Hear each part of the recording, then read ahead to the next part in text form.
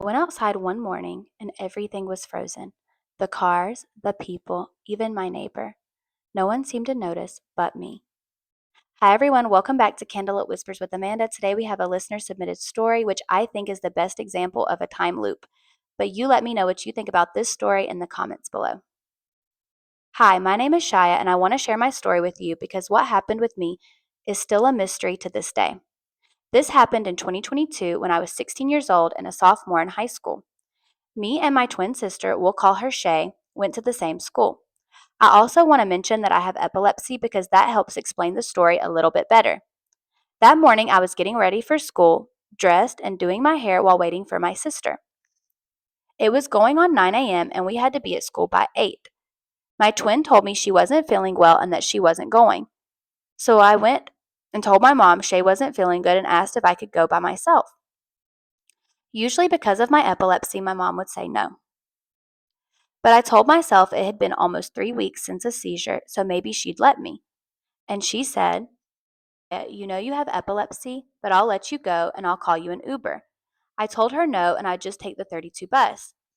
And she said okay and I left. That's where it gets interesting. I live on the 5th floor, so I took the elevator because I didn't want to take the stairs. I've lived in this building my whole life, so I knew almost everybody.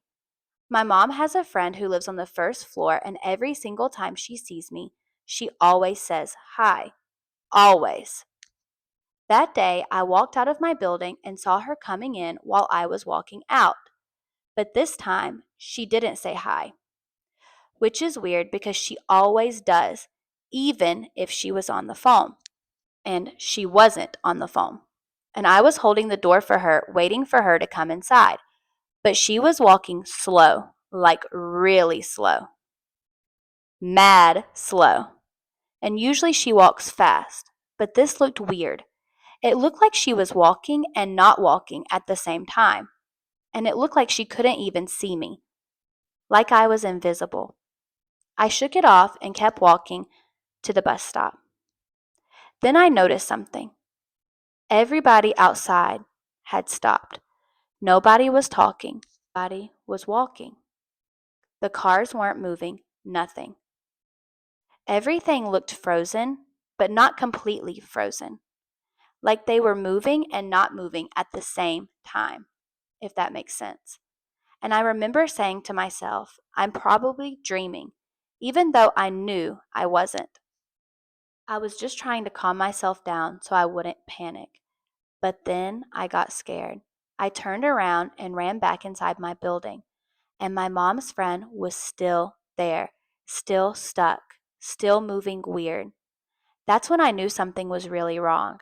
I ran for the stairs, and when I say I ran, I ran.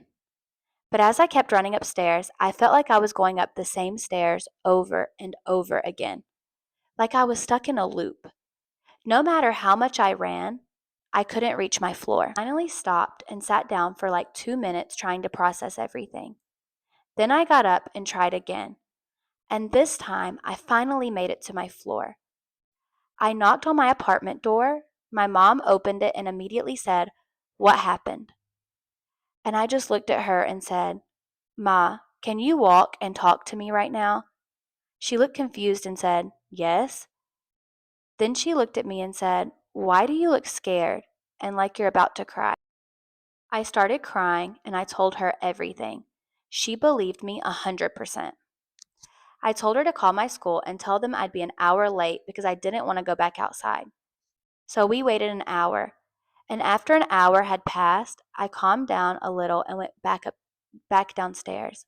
I took the elevator again, walked outside, and everything was back to normal. My mom's friend was walking and talking regular.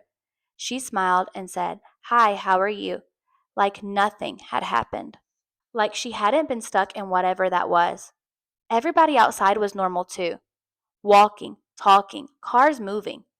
Like nothing ever happened. Like they didn't even know.